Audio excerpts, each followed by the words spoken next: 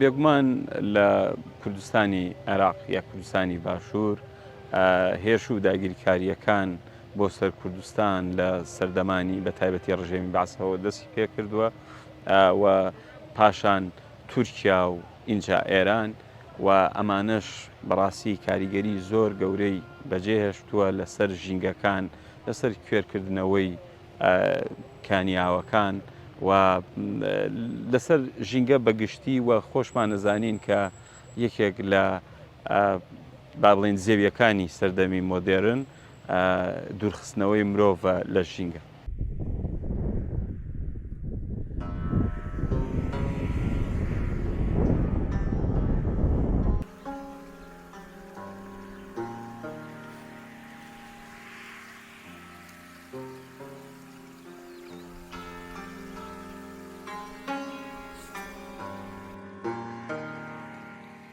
ئەو داگیرکاریانی کە لەسەر خاچی کوردستان کراوە طبعاً نمونەیان ڕاگواستنی گوندەکانە، بڕینە و سووتانی دارستانەکانە، کوێرکردنەوە و تێکدانی سەرچاوە ئاویەکان و هەروەها ڕاگواستنی سەرچاویانی کە هەمانە کاریگەری زۆر خراپی لەسەر ژینگەی ئێمە دروست کردووە. کاریگەریەکان لەسەر خاک هەبووە کە بە پیتێکی کەم بووتەوە، هەروەها کەمبوونەوەی ئاو کە ڕگەزێکی گەورەی ژینگەیەکە ڕنگدانەوەکەی ئەمڕۆ دەرەکەوێ و هەروەها پاشماوەی ئەو پاشماوەی کەلوپەلانەی کە بۆ جەنگ بەکارە هاتوون کە ئەمڕۆ کاریگەریەکانی تا ئێستا بەردەوامن و کاریگەکانی لەسەر ژینگەی ئێمە بە تەواوی خراپ بوون. چەکمێن سازێ منە دەنگی ئاوازێ منە شارەکەم ئابادت کرد لە زەنجیر ئازادت کرد. بێگومان لە چوارچێوەی هەوڵەکانە و بە پرۆسە و بە بەرنامە و پلان و پیلان ڕژێمی بەعس لە ساڵەکانی هەفتاکانەوە بەرنامەی هەبووە لە دەی هەفتاکانەوە بۆ ئەوەی بە تەواوەتی ژینگەی کوردستان بفوکێنێتەوە لە ڕێگەی چیەوە؟ لە ڕێگەی ئەوەوە کە دانیشتوانی گوندەکانی ڕاگوێزا بۆ با بڵێن بۆ ناو ئۆردوگاکان و لەگەڵیشیا ژینگەی ناوچەکە بە تایبەتی سەرسنوورەکان بوون بە مەیدانی شەڕ. واتە کاتێ مرۆڤ لە ژینگەکە دوورەکەوێتەوە خزمەتی ژینگە ناکا بێگومان ئەبێتە هۆی وشکبوونی ئەبێتە هۆی لە ناوچوونی و لەگەڵیشیا بووە شوێنێک بۆ شەڕەکان بۆ نمونە ئەگەر ئێمە لێرەوە قسە بکەین لە هەورامان شوێنێک بوو محەڕەمە بوو و لەویا شوێنگەی شەڕ بوو و شەڕی تیاکرا. بێگومان خۆشمان نەزانین کە شەڕ بەرەنجامەکانی چین ئەبێتە هۆی سووتان، ئەبێتە هۆی لە ناوچوونی دار و درەغ، ئەبێتە هۆی لە ناوبردننی کانیاوەکان و بە شێوەیەکی پلاندا ڕێژرا و کار لەسەر ئەماکرا. بەداخەوە کە حکوومەت لە با بڵێن کاتێ ئەمەی کرد لە 1970ەوە ئەتر گوندەکانمان تا ساڵی 1990 بەڕاستی خەڵکەکەی دوور بووە لە زێدی خۆی لە ژینگەی خۆی و گرنگترین شت لێرەیە ئەوەیە کە کاتێک کە خەڵکی کوردستان لە ناو زێدی خۆیان بوو لە ناو ژینگەکەی خۆیان بوو مرۆڤێکی خۆژێن بوو. سەرباری ئەمانە حکوومەتی بەعز پلانە زۆر چڕەکەی ئەوە بوو کە کیمیابارانی ناوچەکانی کوردستانی کرد. دیارترینیان جینۆسایدی شاری هەڵەبجە بوو، دۆڵی بالیسان و سێوسێنان و هەنێک لە منتیقەی گەرمیان. ئەمانە کاریگەری لەسەر بێگومان لەسەر ژینگەوە هەبووە و بووەتە هۆی ئەوەی کە ئەو مرۆڤانەی کە بەر ئەم چەکە کەوتون بەڕاستی بە ئێستەشەوە بارودۆخی ژیانیان باش نییە. من وەک هاوشاریەکی هەڵەبجە لە ئێستەیە بە بەردەوامی بەر ئەمانە ئەکەوین و هێشتا کۆمەڵێک ناوچەمان هەیە ئەم چەکانەی تیاماوە ئەبێ کاری لەسەر بکرێ لە ژینگەکە دوور بخرێتەوە.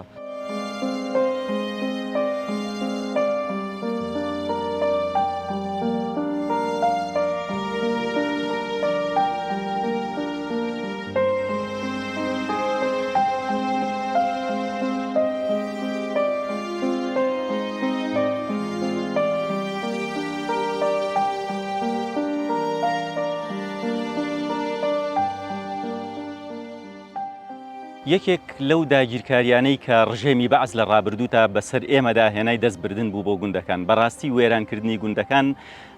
کاریگەرێکی زۆر خراپی لەسەر ژینگەی ئێمە هەبوو. بۆچی ئەمە ڕوویدا؟ لەبەر ئەوەی ئەتوانم بڵێم لە ڕابردووشە و تا ڕادێک لە ئێستاشە کەلتوری ژینگە پارێزی یعنی مانای ژینگە لە گوندەکانەوە دەستی پێکرد. بەڕاستی چۆن لە گوندەکانەوە دەستی پێکرد؟ یعنی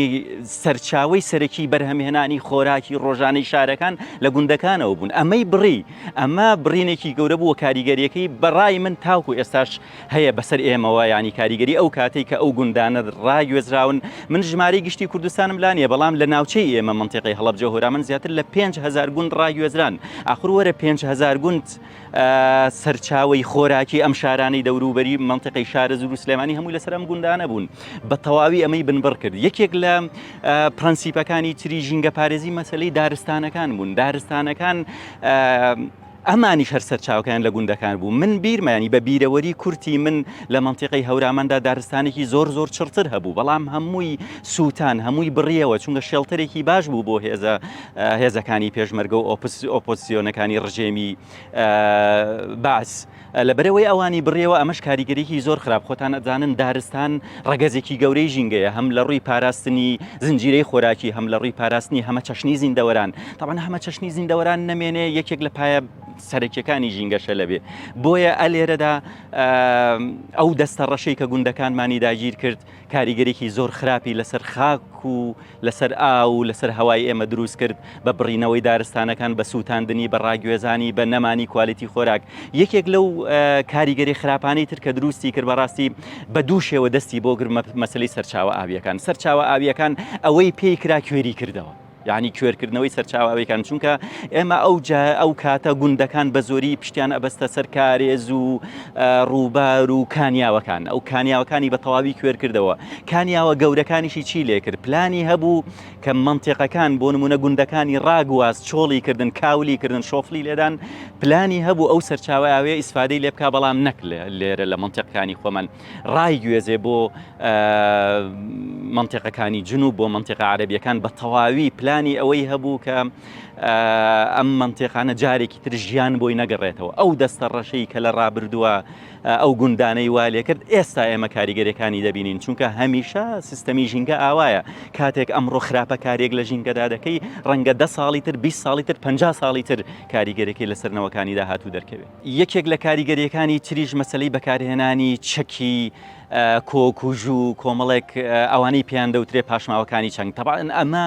لە دنیادا کاریگەری زۆر خراپ بەجێ دەهێڵن هەم بۆ ئەو کاتە کە شەڕەکەی تێدا ڕوودەدا هەم بۆ دەیان ساڵی دواتریش. بۆ نمونە یەکێک لەو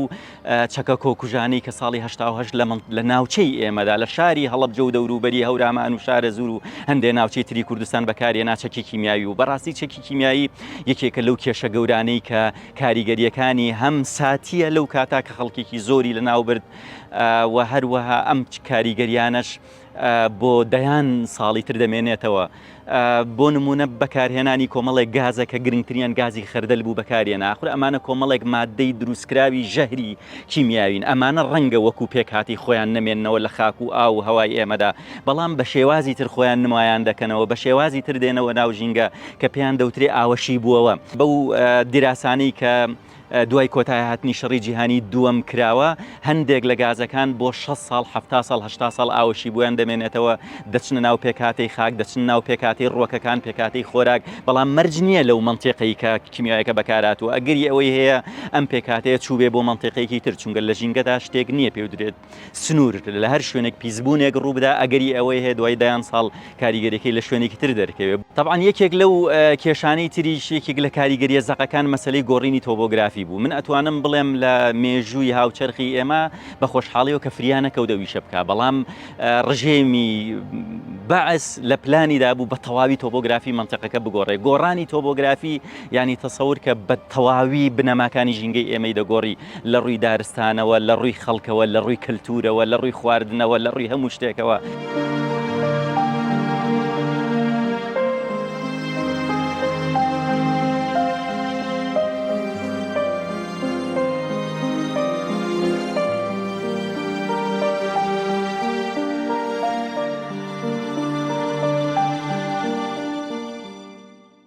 بێگومان لە ئێرانیشا لە کوردستانی ڕۆژهەڵاتە دەوڵەتی ئێران سیاسەتەکەی وا بووە زۆر باڵێن بە شێوازی نەرم دژمنداری خەڵکی کوردستانی کردووە یا بە شێوەیەکی پەنهانی بە تایبەتی لە دوای ئەوەی کە ئۆپۆزیسیۆنی باڵێن کوردی لە ئێرانە لەوێ نامێنێت و ئێت بۆم و حرەکەی یا بزوتنەوەی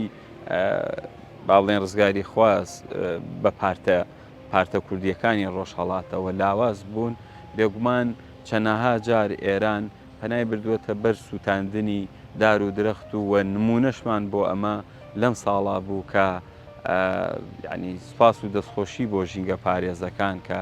خۆیان کردە قەڵغان دارستانێکی زۆر سووتێنرا و لە پاڵیا ئێران بەرنمەیەکی تری هەبووە هەمیشە شوێنێک کە زانیوێتی ژینگەیەکی باش و دیارە یەکێک لەو ڕێگانەی کە گرتوویەتی ئەوەیە کە بەنداوی لە با بڵێن لە منتیقەی کوردیەکانە دروست کردووە بە دوو هۆکاری یەکەم هۆکاریانەوەیە کە ئاو نێت بەم دیوە بۆ هەرێمی کوردستان و بۆ باشووری کوردستان دووەمیشان ئاوەکە بگێڕێتەوە بۆ ناوچە با بڵێن ئەوانەی کە کورد نین.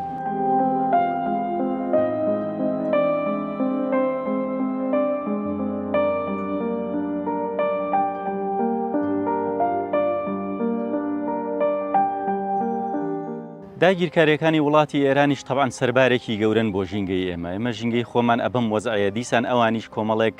داگیرکاری و هەوڵی هێرش بۆ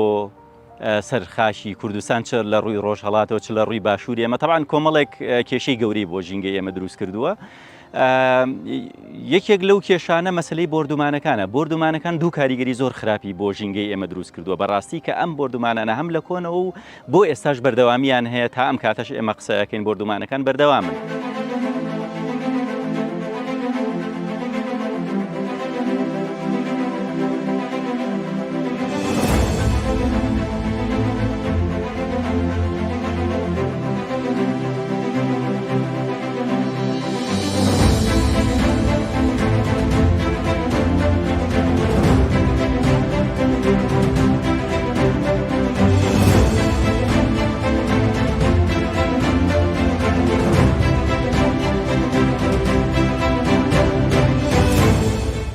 پاشماوەی جەنگ لە وڵاتی ئێمە بەجێ دێڵێ پاشماوەی جەنگ کارەساتێکی گەورەیە بەڕاستی چونکە ئێمە لە ڕووی پێشکەوتنەوە ئەوە پێشکەوتو نین تا بین کۆمەڵێک دراسات بکەین و پاکیان کەینەوە و ئەو مشکلانی کە بەهۆی ئەو بردومانانەوە دروست دەکرێ چارەسەریان کەین ئەم کێشانە بەردەوام لە وڵاتی ئێمە دەمێننەوە و کەڵەکە دەبن هەر لە کۆنەوە ئەو بردومانانە هەبوون ئەم پاشماوەی چەکانە لە وڵاتی ئێمە دەمێننەوە کاتێک کە چیاکانمان گوندەکانمان پیس دەکەن زۆر بە ئاسانی ئەو پێکهاتە و ئەو ژەهرانی کە لە ئەندامی ئەو بردومانانە بەجێ دەمێنن دێنەوە سەر سفرەی ئێمە ئەمە کارەساتێکی گەورەیە بەڕاستی خەڵکی ئێمە و تووشی کۆمەڵێک نەخۆشی بووە کە یەکێک لە هۆکارەکانی ئەوانن کاریگەریەکی تریژ مەسلەی لە ناوبرنی دارستانەکانە ئەمیش بە دوو شێواز دەکرێت یان هەر بەهۆی بردومانەکان و دارستانەکانی ئێمە دەسووتێ ئاخر سووتانی دارستانەکان ینی سووتانی ئێمە ینی نەمانی خەڵک ینی نەخۆشکەوتن ینی نەمانی بە پیتی خاک ینی پیسبوونی هەوا ئەمانە هەمووی بەهۆی دارستانەکانەوە ئێمە بە تەواوی و پاکی دەمێننەوە بەهۆی ئەو بردومانانەوە بەڕاستی زۆر بەداخەوە ڕێژێکی زۆری دارستانەکانی ئێمە دەسووتێن.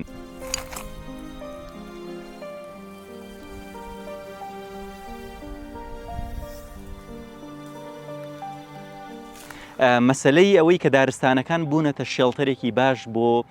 ئۆپۆزیسیۆنەکانیان ئۆپۆزیسیۆنی وڵاتی ئێران ئەو هەوڵ دەدا ئەم شێڵتەرە نەمێنێ ئەگەر بە بردومانیش نەبێ ینی بە بەرچاوی گوننشینەکانەوەوان دەیسووتێنن بە جۆرێک دەیسووتێن کە کۆنتترۆل ناکرێت یا هەتاوەکو فریان چونکە کۆمەڵێک شوێنی ئاسین بە ئاسانی خزمەتگوزاری نایانگاتێ لەبەرەوە چەندین بە سەدان هێکتاری ئێمە لەو دارستانانە بە تایبەتی دارستانەکانی بەڕووکە گریانت دێدایان بینین کۆمەڵێک درەختی 100 ساڵ و 200 ساڵ و 300 ساڵ کە خزمەتی ئێمەی کردووە دەبنە پشکۆ بە بەرچاومانەوە.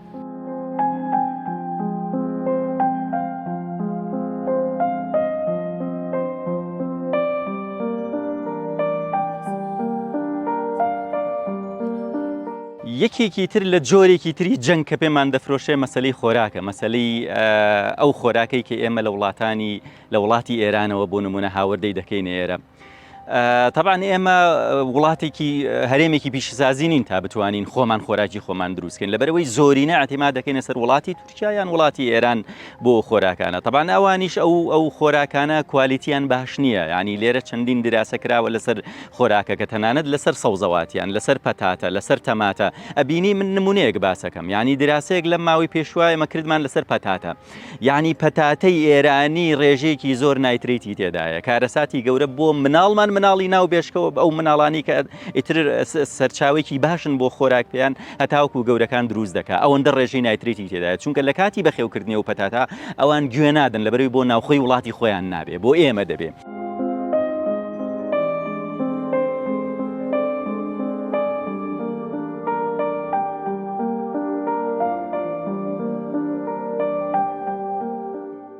یەکێکی تر لەو کاریگەریانەی کە بە تەواوی بەسەر ژینگەی ئێمەوە هەیە مەسەلەی دروستکردنی بەنداوەکانە لەسەر ئەو ئاوانەی کە سەرچاوەکانیان لە ئێرانەوە دێ بۆ نمونە لای خۆمان ڕووباری سیروان هەیە بۆ نمونە لە منتیقی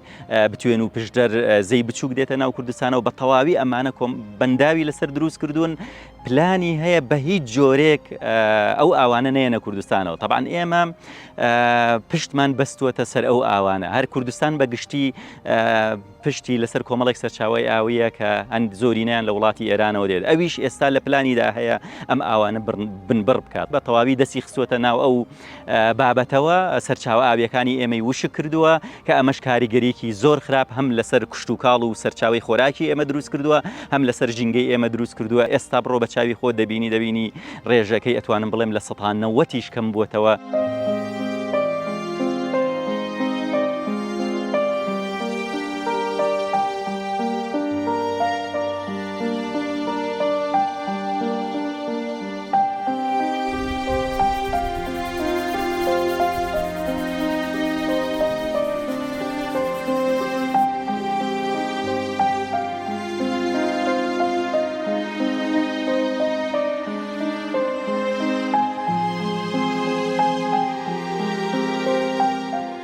لە چوارچێوەی ئەو هێرش و داگیرکاریانەی کە بەردەوام ئەکرێتە سەر هەرێمی کوردستان لە ئێستادا سەرچاوە ئاویەکان کە ئەو سەرچاوە ئاویانە هاوبەشن لە بینی وڵاتەکاندا لەلایەن با بڵێن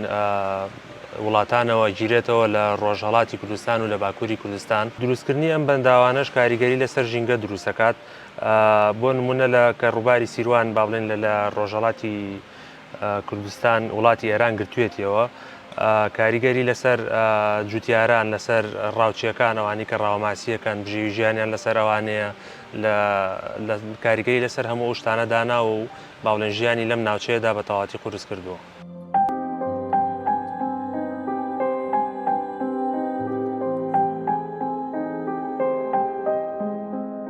کە سەرچاوی ژیان نەما و ڕووبارەکان تووشی وشکبوون بوون و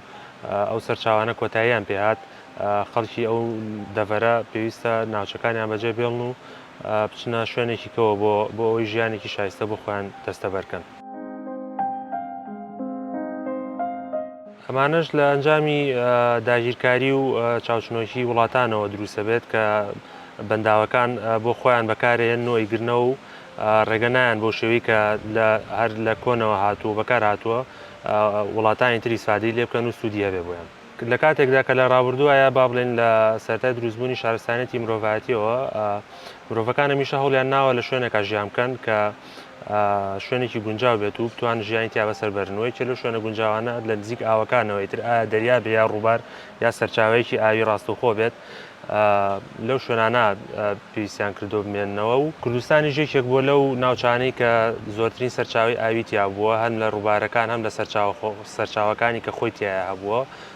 بۆیە هەمیشە چاوی دوژمنان و وڵاتانی دراوسەی لەسەر بووە بۆ داگیرکاری.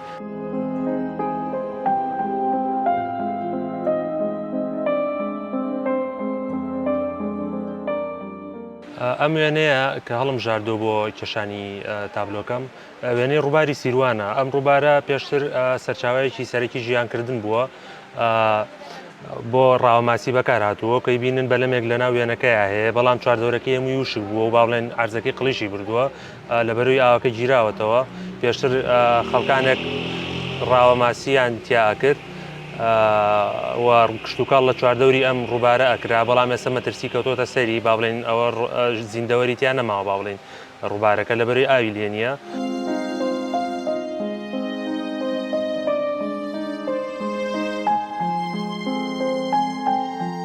من ئەمەوێت لە ڕێگەی ئەم تابلوێمەوە لە ڕێگەی هونەرەکەمەوە ئەوە بە خەڵکی و بە دەسەڵاتداران هەمویان بڵێم کە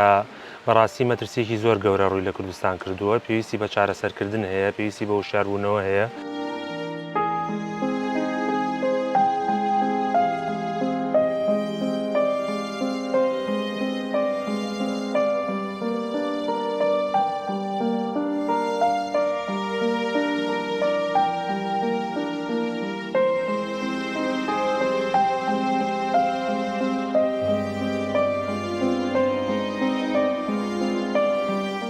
بێگومان لە ناو دەوڵەتانی دەور و بەرمانە وەکوونەتەوەی کورد تورکیا یەکێکە لەو دەوڵەتانەی کە زۆر دوژمنکارانە، زۆر دیکتاتۆرانە و تۆتالیتاریانە دوژمنایەتی خاک و ژینگەی گەلی کوردستانی کردووە. جیاوازی تورکیا لەگەڵ دەوڵەتەکانی تری ناوچەکەیە ئەوەیە بۆ نمونە لە هەرێمی کوردستانە ئێمە بینیمان لە چەند ساڵی ڕابردووە بە چەنەها گەڵابە بە چەنەها باربەری گەورە لە درەختەکانی هەرێمی کوردستان ئەو ناوچەیە کە بەدەست خۆیانەوەیە دیارە هەمومانەزانین کە 30 کیلۆمەترێک هاتوونەتە قوڵایی هەرێمەوە درەختەکانی ئەو ناوچەیان بڕی. ئەوانشیان کە ئەتوان سوودیان لێوەرەگرتن بۆ مەبەستی بازرگانی لە ڕێگەوە بەڕێگەوە بردویان و ئێستا عەرزەکرێت و نرخێکی زۆر خەیاڵیشیان لەسەر داناون. هەندێک جار بە ئەنقەز ئەمانە دەکەن، ئەزانی ئەو دارستانان دەبڕن و دەیان بنەوە لە پیشسازیە بەکارێن دێنەوە، جارێکی تر بە جۆرێکی تر پێمان دەفرۆشنەوە. یعنی تەسەور ئەەکەی ئێمە زۆرینەی مۆبیلیات و ئەوانەی بە تەختەودار دروست دەکەین لە تورکیا و هاوردیان دەکەن، باوەڕکە زۆرینیان دارستانەکانی خۆمانە دەیان بڕن، تۆ ئازانی دەڕۆن دارستانەکانی خۆیان بەکاردێنن ئەوان، یعنی ئەوان دێن بە بەکارهێنانی دارستانەکان بە تیرێک چەند نیشانەیەک دەپێکن. یەکەم دارستانەکانی ئێمە دەبڕنەوە ژینگەکەمان کاول دەکەن، دووەم شێڵتەرێک بۆ ئۆپۆزیسیۆنەکانیان ناهێڵێ بە ئاسانی دەتوانن یعنی ئامانجەکانیان بپێکن. بەدەرلەوە تورکیا نەک تەنیا لە باکووری کوردستانە کە بە هەمان شێوە بینیمان کە دارستان ئەسووتێنرێ درەخت ئەبڕێکانیا و ئەوە ئەبێ لە ڕۆژئاوای کوردستانیشە بینیمان چۆن داپیرە و باپیرەی ئێمە لە تاو بڕینی زەیتونەکانیان چۆن باوەشیان کردبوو بە درەختەکانیان. ئەمە یەکێکە لەو بەڕاستی یەکێکە لەو وێنانەی کە ویژدانی هەموو کوردێک و هەموو کەسێکی ژینگە پارێز و ژینگە دۆست ئەهەژێنێت. بە چەندین جۆر شەڕمان لەگەڵ دەکا، یەکێک لەو شەڕانەی کە ئێستا دەیکا حالیان لە باکووری کوردستان خەریکی دروست خەریکی بڕینی ئاوەکانمانە، جا ئاوێک لە شوێنێک ببڕی تر بە تەواوی ژیانی تۆ دێتا دەبڕی، بەنداو دروستەکە ئاود لێ دەگرێتەوە، کە ئاود لێ دەگرێتەوە بەڕاستی ژینگەی ئێمە وشک دەبێ. کارەساتەکە ئەوەیە کە ئەم ژینگانە وشکران ینی بۆ ڕیکەڤەری بۆ چاکردنەوە ئێمە دەیان ساڵمان دەوێت 50 ساڵمان دەوێت تا زەرێکی ئەوان پینە دەکەین و تەسیریشی نەک تەنیا لەسەر هەرێمی کوردستان لەسەر عێراق داناوە.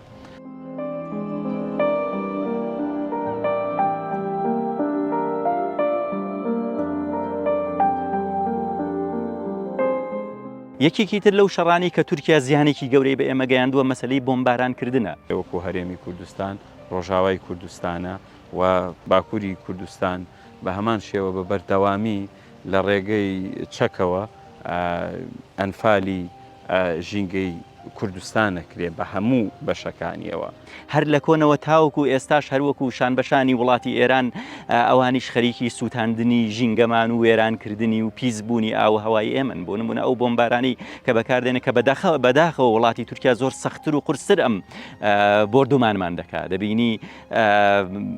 هەم دووبارە بوونەوەی بۆردومانەکان خێراترن، هەم چەکەکانیان قورسترن. ئاخر ئەو چەکە قورسانە بەڕاستی کارەساتن بەکاریان دەهێنێ، بەڕاستی لە هەندێک مادە و کەلوپەل دروست بوون کە پاشماوەکانیان بۆ سەدان ساڵ لە ژینگەی ئێمە دەمێننەوە ڕەنگە هەندێک لەو نەخۆشیانی کە ئێستا هەون پێشتر نەبوون هۆکارەکانی ئەوانە بووە چونکە ڕاستە ئەو لە شاخێکی دوورە دەستە ئەم چەکانە بەکاردێنێ پاشماوەکانی لەوێ دەمێنن بەڵام هیچ سنوورێک نییە بۆ گواستنەوەی ئەو پاشماوانە بۆ ناو شارەکان بۆ گوندەکان ینی ئەگەری زۆرە لە ڕووی ژینگەزانیەوە گەر سەیری ئەم بابەتە بکەین هەر کاتێک پاشماوێکی جەنگ لە شوێنێکە منتیقەیەک پیس دەبێ زۆر بە ئاسانی دەگوازرێتەوە بۆ ناو ئاوەکانمان بۆ ناو دەریاچەکانمان سامانی ئاوی و ماسیەکانمان پیس دەکا خاکمان پیس دەکا دوجار خۆراک و هەموو ژیانمان پیس دەکا واتە لە ڕێگەی چەکەوە تورکیا زۆر بێدەربەستانە و زۆر ئازادانە بەبێ ڕەچاوکردنی هیچ پێوەرێکی نێودەوڵەتی و سنووری نێودەوڵەتی زۆر بە ئاسانی و بە سانایی ئەوەی کە خواستوویەتی و وەکووتمان لە سۆنگەیەکی دوژمنانەوە بەرامبەر بە ژینگەی کوردستان بەگشتی کردوویەتی.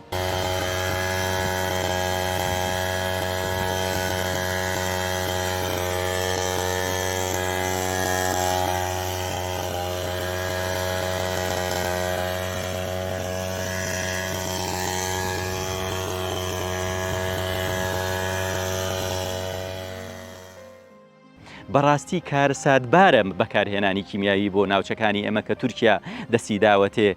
لە مێژووی هاوچەرخی ئێمەدا بۆ نمونە. یعنی هەندێک مادەی کیمیایی بەکاردەهێن هەندێک گازی کیمیایی بەکاردێن ئەم گازانە دوایی چارەنووسیان ناوە خاکەی ئێمەیە یعنی ئەگەر ئەو بڕێکی کەمی ئەو دارانەش نجاتیان بێت لە سووتان دوجار بەهۆی ئەو پاشماوەکانی جەنگ و بەهۆی بەکارهێنانی چەک و نیشتنی ئەو گازانە و شیبوونەوەی گازەکان بۆ هەندێک مادەی ژەهرتر دارەکانمان وشک دەکەن.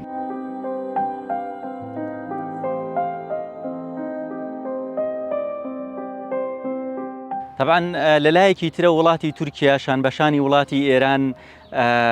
کۆمەڵێک خۆراکی زۆر کوالیتی نزم ینی بۆ ئێمە دروست دەکا و دەینێرە باوەڕکە ئەو خۆراکانی کە لێرە بە ناوی تورکیەوە هەن بڕۆ هەموو ئەستەمبوڵ بگەڕێ دەست ناکەوێت بۆ بەتایبە بۆ ئێرەی دروستەکەن کوالیتیشان زۆر لە خوارەوەیە بەتایبەتی ئەو خۆراکانی کە قوتوبەند دەکرێن ئەو خۆراکانی کە پێویستیان بە بەستن هەیە و هەروەها ئەو مریشک و گۆشت و ئەو شتانی کە لە تورکیاوە دێن و هەروەها خۆراکەکانی تریش ئەمانە کوالیتیان زۆر لە خوارەوەیە ئیستیغلالی ئەوەیان کردووە ئەتوانم بڵێم سیاسەتی خۆیانە کە ناتوان نایەڵن سیستەمی کوالیتی کۆنتترۆل لە وڵاتە پەرەپسێنێت دەبەرەوەی هەموو وڵاتێک کاتێک کە داوای شتێکەکە داوای خواردنەوەی مەنیەکەکە ستانداری تایبەتی هەیە بەو ستاندارە دروست نەکرێ نایڵە داخلی وڵات بێت چونکە لە خەمی تەندروستی خەڵکەکەتی بەڵام لێرە هیچ ستاندارێکمان نییە هەر جۆرێک بیەوێ ئاوا دروستی دەکات و دەینێرێ بۆ وڵاتی ئێمە دەینێرێ و ئەو هەموو نەخۆشی و دەردەداری و ئەم هەموو کارەساتانی کە بڵاو بووەتەوە بەڕاستی ئەتوانم وڵاتی ئێمە خاکی ئێمە بووەتە گۆڕستانێک بووەتە ئەتوانم بڵێم کۆگایەک بۆ ساختکردنەوەی خواردنە خراپەکان و کوالیتی نزمەکانی وڵاتانی ئێران و تورکیا.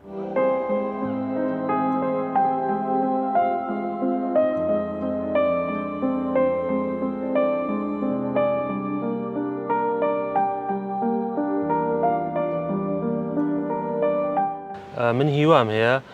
لە ڕێگەی فڵچەکەمەوە لە ناو تابلۆکەمە ژیان ئەگێڕمەوە بۆ ڕووبارەکە بۆ جوتیارەکان بۆ زیندەوەرەکانی ناو ڕووبارەکە کە بتوانن ژیان بکەنەوە و کۆچ ڕوونەیات لەم ناوچەیەدا ئەمەی کە باسم کرد ئەم هیوایە با بڵێن لە تابلۆکەی منایە بەڵام ئەگەرمانەیە لە ڕاستیدا ئەمە بێنی نەدی بە وشیاری تاک بە وشیاری کۆمەڵگە بە دەرزەڵگرتنی وڵاتان لە چاوچنۆژی یەتەدی.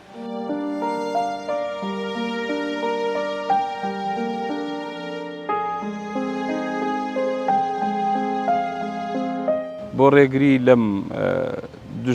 دوژمنایەتی ژینگەی هەرێم و پارچەکانی تری کوردستان بێگومان هۆشیاری تاک زۆر گرنگە کە ئەبێ هەموو تاکێک خۆی بە بەرپرس بزانێت لە بەرامبەر هەر درەختێکەوە کە لە ناوچەکەیە هەیە لە زێدەکەیە هەیە لە خاکەکەیە هەیە چونکە مرۆڤ سروشتێکی هەیە هەتاوەکو لە کێشەیەک حاڵی نەبێت لە مەسەلەیەک تێنەگا نابێتە خەمی کە نەبێتە خەمی هەوڵیش نادا بۆ چارەسەری ئەمە گرنگترین شتە باو باپیرانی ئێمە توانیویانە ژینگەیەکی زۆر باش بەرهەم بێنن بەداخەوە تاکی ئەمڕۆ وعی و هۆشیاریەکی وای نییە ئێمە ئاستی ڕۆشنبیری و پەروەردەی ژینگەیی لە وڵاتی ئێمە زۆر لە خوارەوەی یعنی من ئەگەر هۆشیاری پەروەردەیم هەبێ ئەزانم ئەو پاروەی کە خۆم ئەبێ بزانم چۆنە لەکوێوە هاتووە یعنی ژینگەم دەوروبەرم ماڵم گەڕەکم شارم وڵاتم.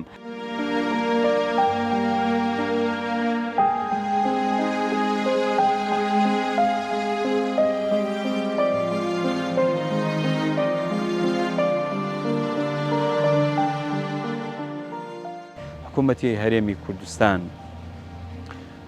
هەڵوێستی زۆر جددی هەبێت چونکە حکوومەتی هەرێم ئەتوانێت هەڵوێست بەرامبەر هەر دەوڵەتێک بنوێنێ بە هەمان شێوە دەوڵەتی عێراقی پێویستەکە هەڵوێستی جددی بەرامبەر بە دەوڵەتی تورکیا و یا هەر دەوڵەتێکی تر هەبێ کە ژینگەی عێراق و لە ناویشی هەرێمی کوردستان تێکەیە ئەمەیان لەسەر ئاستی تاک ناکرێ ئەبێ حکوومەت بیکە چونکە ئەمانە کۆمەڵێک مەسایلی سیاسین پێویستە وڵاتی ئێمە چی دیر ڕێگە نەدا بە و جۆری بە بەرچاویەوە دارستانەکانی ئێمە بە سەدان هێکتار بسووتێنرێن بەهۆی بردومانەکانی ئێران و تورکیاوە ینی پێویستە بە هەر جۆرێک بێ بە هەر کلۆجێک بێ لەگەڵیان ڕێکەوێ لە ڕووی سیاسیەوە هەتاوەکو بتوان بگەنە ئەو ڕێکەوتنەوەی کە ئیتر ئەم بردومانانە ڕاگرن. زۆر جار هەوڵ درراوە بایکۆتی شمەکی تورکی بکری ئەمە یەکێکە لە ڕێگەکان تۆ توانی بەرامبەر دەوڵەتی تورکیا بەکاری بێنی یا داخستنی سنوورەکانە تۆ توانی سنوور لە دەوڵەتی تورکیادا بخەی وەکو ناڕەزایەتیەک. بەڕاستی ئەمانە پێویستە هەم لە ڕووی بردومانەوە هەم سەرچاوە ئاویەکان هەم بڕینەوەی دارستانەکان هەم سووتانی دارستانەکان بۆ ئەوەی ئەو گوننشینانە بە بێخەم و بە دڵنیایی جێگیر ببن بەڕاستی ئێستا جێگیر نین بۆیە پێویستە لەگەڵ ئەو وڵاتانە جۆرێک ڕێکەوتن هەبێت کە کۆتایی بەو پێشێلکاری و داگیرکاریانە بهێنرێت.